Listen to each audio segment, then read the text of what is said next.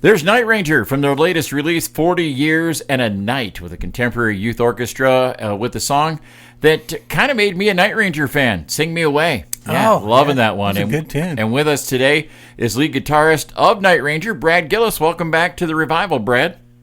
Hey, thanks for having me, you guys.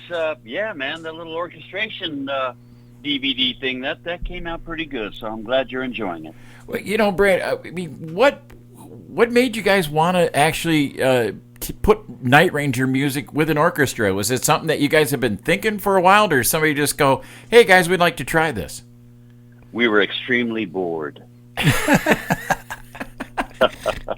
No, it's kind of like the bucket list thing where, we've done so much and so many things throughout our 41-year career, actually a little more, but, we wanted to do something new, and that was kind of, like I said, on our bucket list. And Ed Rapepi, our road manager from Cleveland, Ohio, had heard about, the Cleveland Youth Orchestra doing other projects with other people, and we worked it out to get into this nice big venue in Cleveland, and the orchestra rehearsed for like a month, all the tunes, and we got together for a couple days before the show and did the show, and it turned out real good, and the kids were so excited and got us excited, and it turned out really well, and we're glad to finally get it out there.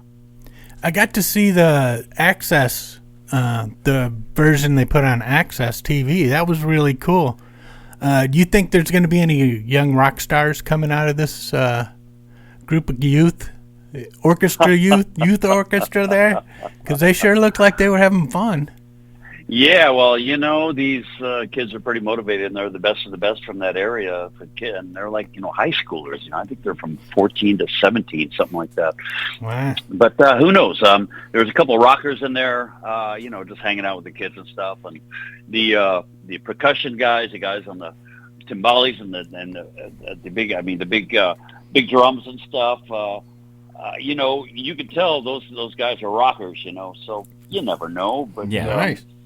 It was a good, fun thing, and we're glad to have it out there. And, man, we're trying to figure out if we could possibly get to different venues in different cities, since everything's charted out for orchestras, and possibly get maybe a smaller orchestra or something behind us. And we're actually thinking about possibly taking it to Japan, which would be awesome. Oh, so, yeah.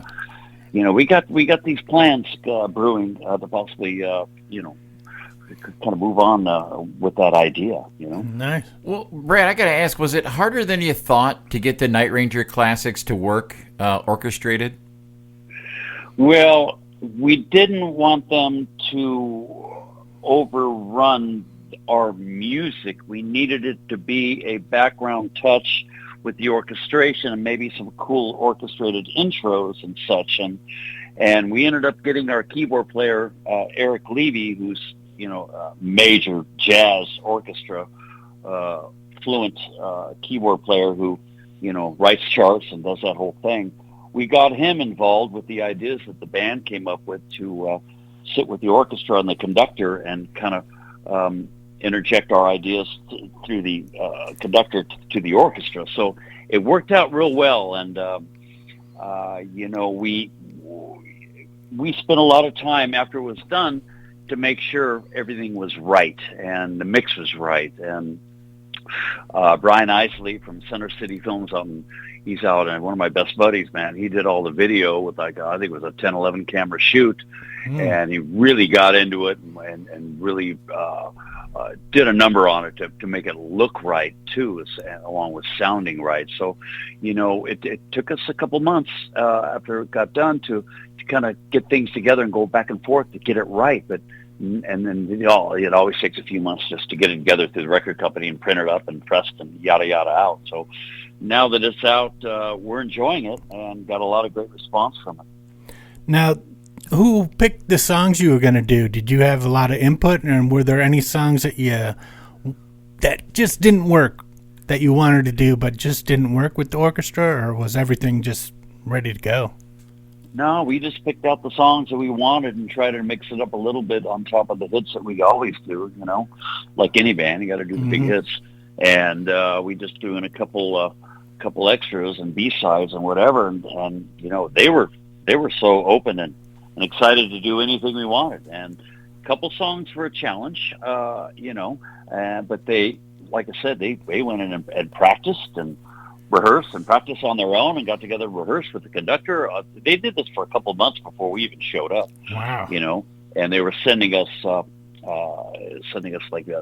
videos and recordings of what they were doing with the orchestra, and we were all just, the band was, we were blown away. This is going to be great. Yeah. And then, like I said, we spent a couple of days with them before and just sitting with them, and man, I don't know who was more excited, them or us. That's cool. Brad, with 40 plus years out on the road with Night Ranger, I bet it's got to feel good when you look out in the crowd and see different generations all really into the band, like dads bringing their kids, and that's got to be a good feeling for you to know that your music has really stood the test of time. Yeah, it's funny you mentioned that because, you got bands like Journey and Def Leppard, and they got a full gamut of age groups going to their shows, and you kind of wonder why. And about, 15, 20 years ago, we started getting a lot of younger kids to our shows, and a couple of these kids came backstage, and a couple with their parents, a couple on their own, for the meet and greets or whatever, and I'd asked a few, I go, how come, what got you into the band? And a lot of them said, we're not into the 90s grunge thing, right? And others said, our parents played your music around the house so much that we just fell in love with it. And others said, it's just that fun, positive message and that old, and that fun, party spirit of the 80s, the decade of decadence. Yes. And so there's a lot of different reasons, but whatever it is, it works. And classic rock, even though there's nothing really new coming out on the radio, when there is, it's pretty much short-lived, because classic rock is playing pretty much classic rock. It's good to know that it's got this longevity where, you put a couple different bands together, and you do, 8 to 20,000 people.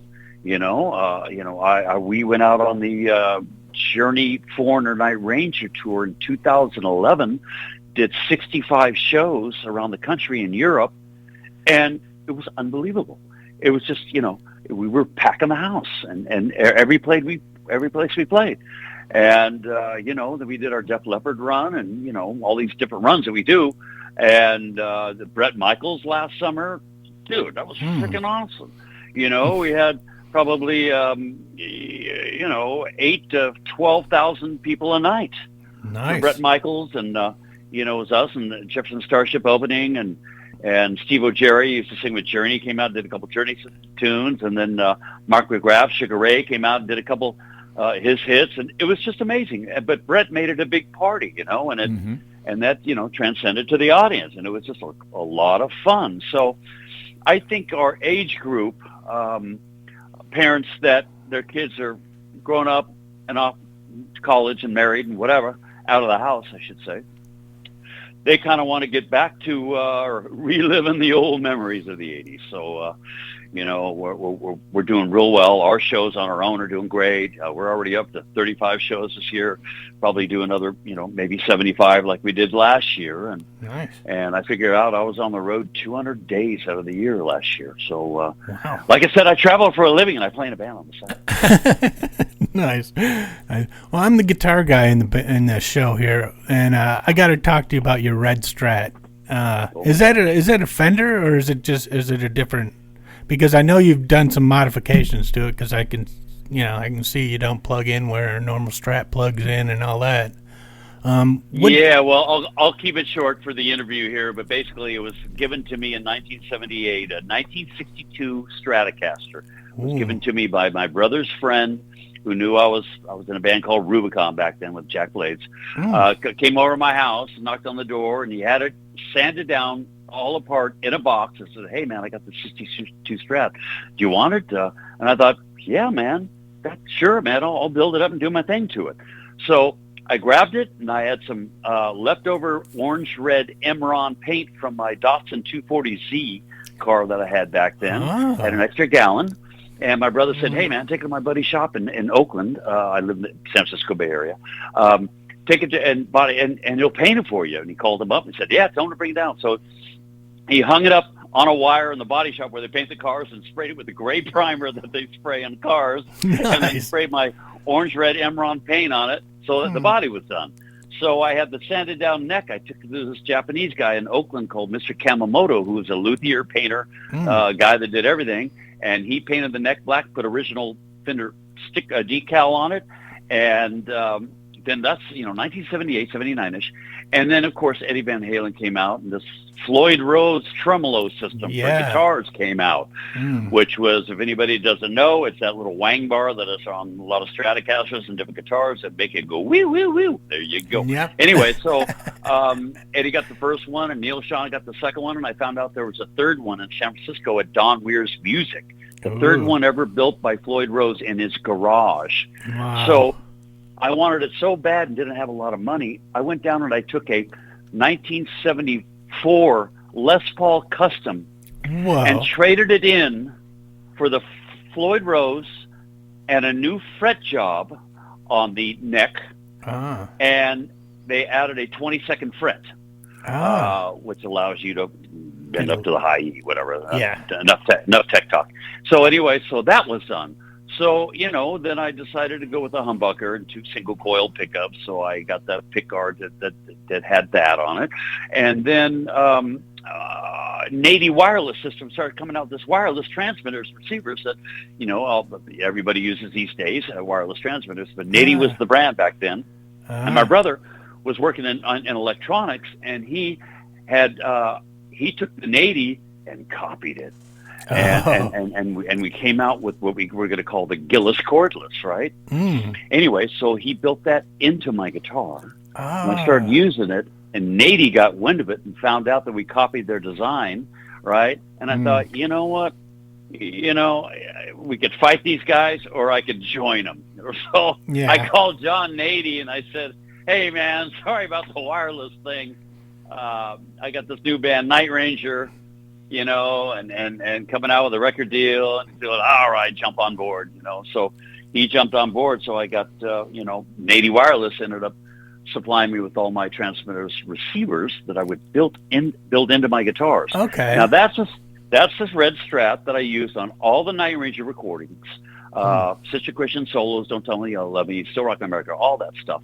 I used that guitar and went to Japan in 1985, and Fernandez, a great guitar copy builder that were copying Stratocasters, they built me an exact replica of my 62 red Strat, and they built about 100 of them, and so they started selling those in Japan, and I ended up bringing a few home myself. And so when you see me play live, I either got my main 62 Strat, I'm playing that, or it's a Fernandez red copy that kind of looks like it, but doesn't have all the dings and scratches and stickers like the yellow one has on it. So there's your story. I'm sticking to it. Okay, that makes sense. I was wondering what was in that guitar. Okay, your wireless system. That's awesome. That's a great idea.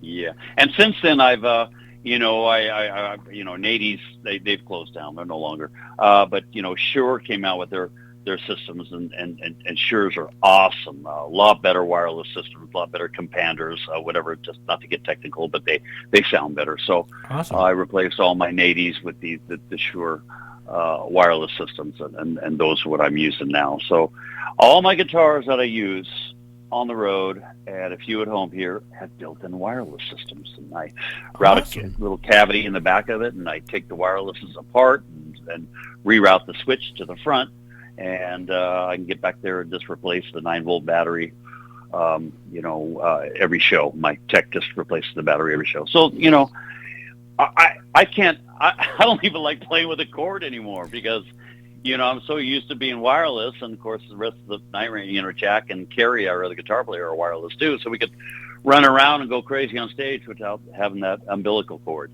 Yeah, that's very cool. Brad, from the first time I saw you guys open for Sammy Hagar to numerous headlining shows over the years, I've always admired how much passion the band plays with each night.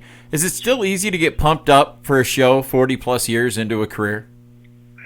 Well, the great thing about this band is everybody's staying in shape and everybody's into this band. We're all getting along well, and a different night is a different city with a different audience.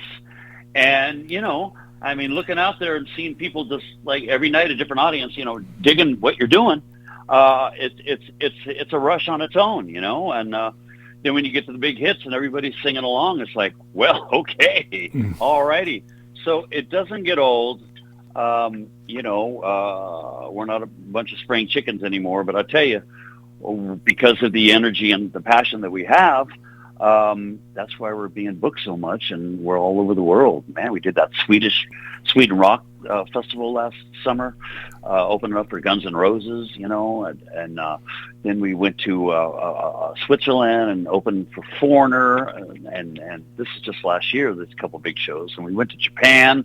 Always did well in Japan. Sold out shows, 3 in Tokyo alone, and it's just kind of what we do, I mean, and if you can't get along, so many bands don't get along and they break up after a couple of years, and you got your one big martyr in the band who wants to go on his own. It's usually the singer, because the voice of the band, but we've kept it together and having a blast, and it's going to be another great year. Nice.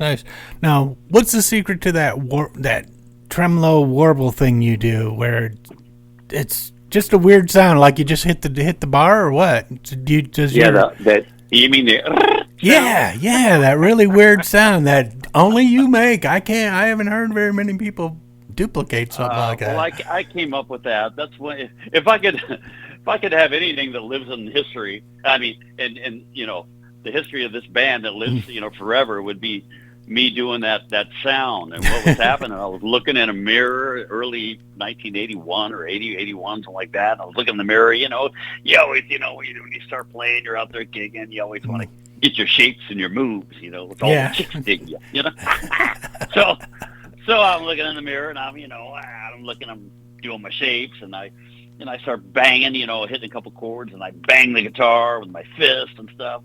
And I did that, and I heard that when I banged it with my fist, I heard this on this A chord. I was hitting an A chord. And, of course, I have 3 springs on my Stratocaster, and usually they have 5. So, with less springs, it'll shake more. Yeah. So I banged it and went, where did that come from? And I banged again. So I went to the tremolo bar, the bar sticking out the end, and I hit a note, and I flicked the end of the bar, and I heard it go, I went, Floyd Rose tremolo is shaking. I get it. How cool is that? So, like I said, Eddie Van Halen, before Eddie Van Halen came out, and he was the king back then, and he was doing all these harmonic dive bombs and stuff, and I wanted to be different. Instead of, doing dive bombs, I would take a harmonic note, and I would pull it up and go, wee, and shake it real hard. So that led me to create the Don't Tell Me You Love Me solo. So at the very end of my solo, you hear me go, wee. So that was, just me trying to be creative and be different, because I got to tell you guys, so many guitar players out there, how do you create your own voice? You know what I mean? Exactly. And I wanted to create my own voice, and that's how I did it, using the tremolo bar. That's awesome. Brad, do you ever see yourself doing an instrumental solo album? I actually did one called Gill Rock Ranch back in the early 90s. I had Derek Sherinian on it, one of the best keyboard players in the world. Had Greg Allman.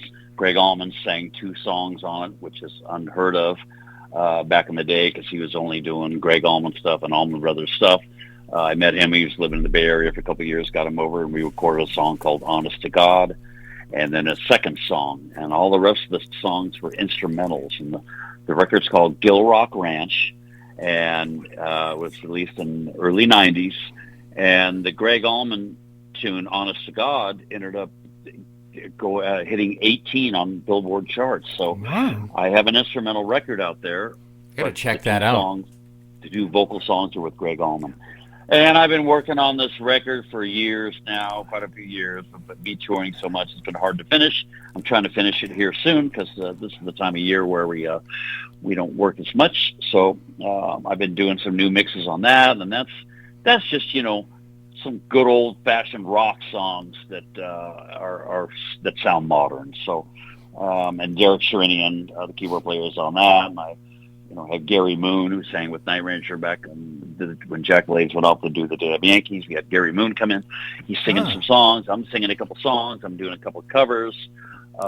Cool. Yeah, it's just, but there's so much going on in my world right now, and I'm just trying to catch up. We had such a busy year last year, but we got the end coming up. We got Key West Wednesday night, doing a 4-day festival in Key West, headlining the first night, and then we head to the Barrett Jackson car auction in Scottsdale, Arizona, a week from tonight, and we play with Foreigner for the kickoff party before the car auction the next day. So that's what I got coming up. That's cool.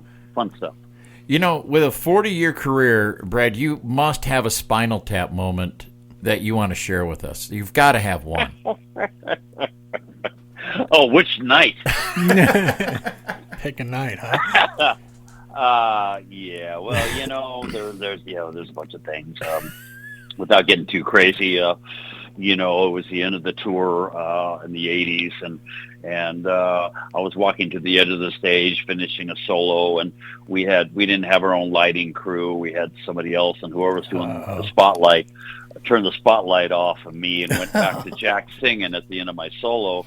And it got dark, and I walked off the edge of the stage and fell into the audience. That's why. Did they catch you? Somebody catch you? Yeah, I didn't hurt myself. I was trying to save my guitar. I don't blame you. I'd do the same thing.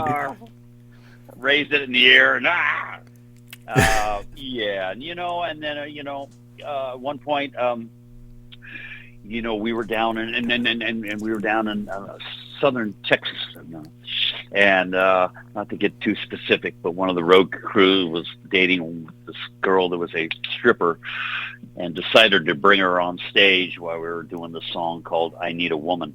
We did it back in the '80s, and she came out. She was just supposed to dance around a little, and she ended up getting a mag light, those big, huge black flashlights, the big mag lights, and pretty much gyrating with that on stage. And that didn't come across very well.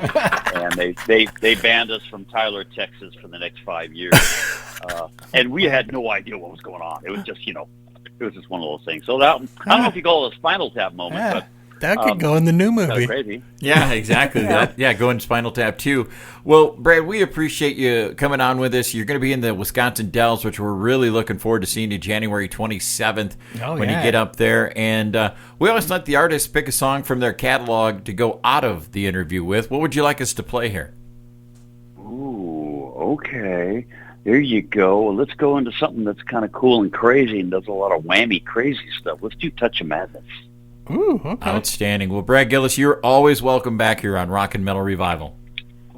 Hey, I appreciate you guys having me, and Red and Jerry, and the interview was great. I got a few more today, and we're kicking butt and looking forward to coming to town and throwing it down and giving it 110%. So I appreciate you guys having me. You bet. We'll see you soon.